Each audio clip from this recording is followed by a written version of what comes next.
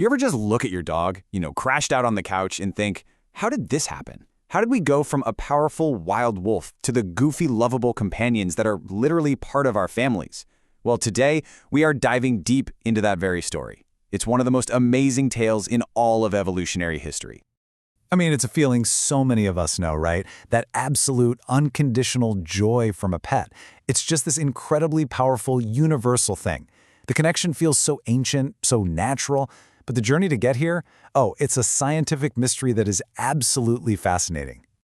And that really is the central question. Because this wasn't just about taming a wolf, no way.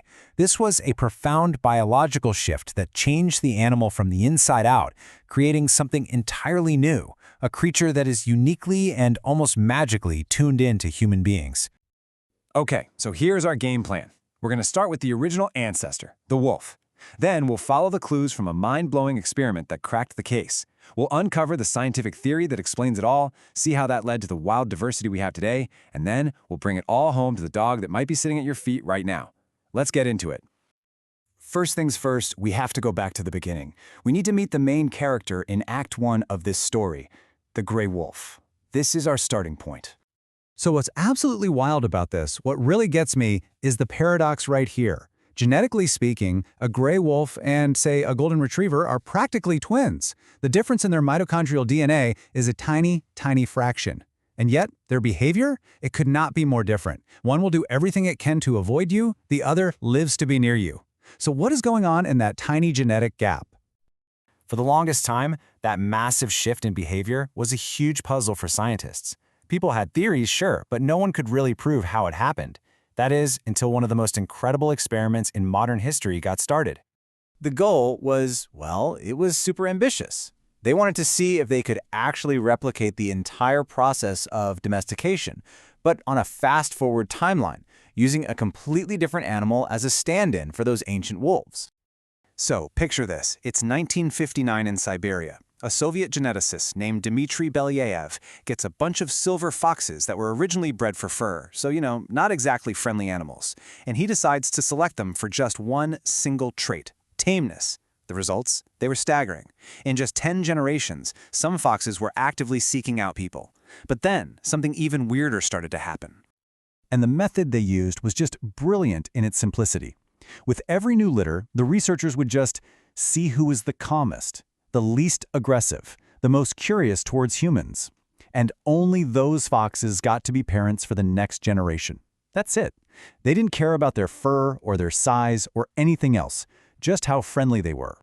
And this is the astonishing result. A few more generations down the line, the foxes started getting spotted coats. Their ears got floppy. Their tails started to curl up and wag. They were even making different sounds. By selecting for one behavioral trait, Belyaev had accidentally and profoundly reshaped their entire body. He had found the secret. So this whole package of unintended side effects, the spots, the floppy ears, the tail, this wasn't some random coincidence. It's a well-documented pattern that scientists now call the Domestication Syndrome. Basically, it's a suite of characteristics that just keeps popping up over and over again in all sorts of different domesticated animals. We're talking dogs, pigs, horses, even rabbits. It's like the signature of domestication, written right onto the animal's body. Just take a look at this list. Floppy ears, splotchy coats, shorter snouts. These things are pretty rare in the wild, right? But for our domestic animals, they're practically calling cards. And it all seems to spin out from that one starting point, selecting for tameness. So, this is the million-dollar question. I mean, it seems impossible, doesn't it? How does breeding for a nice personality end up changing the color of an animal's fur, or the cartilage in its ears? Well, the answer is one of the coolest, most elegant ideas in all of evolutionary biology. Okay, everybody, lean in, because this slide is the absolute key to the entire mystery. It's all about something called the neural crest. So, way back when an animal is just an embryo, there's this group of super powerful stem cells. Think of them like a master control system for building the body. Okay, so here's how the dominoes fall. Step 1. When you select for tameness, what you're really selecting for are animals with lower stress hormones. Those hormones are produced by the adrenal glands. Step 2, it just so happens that those neural crest cells are critical for building the adrenal glands, But, and here's the kicker, they also migrate out to form the cartilage in the ears, the pigment in the skin, the teeth, and parts of the skull. So when you dial down the stress knob by breeding for tameness, you unintentionally dial down the activity of the whole neural crest system, and that causes a cascade of changes in everything else it's responsible for building. It's incredible. So the domestication syndrome gives us the basic model for the dog, a friendly, cooperative canine. But that still doesn't explain how we got from that one basic model to the absolute explosion of different breeds we have today. I mean, from a corgi to a carne corso. How did that happen? And this is a really crucial point. We're talking about two very different processes here. Domestication was this slow, organic process that took thousands of years and created an animal that was primed to live with us. Breed creation, on the other hand, is much more recent, much more intense, and totally driven by us. Most of the breeds we know today have only been around for a couple hundred years. Yeah, once we had this willing partner, we started to fine-tune them for specific jobs.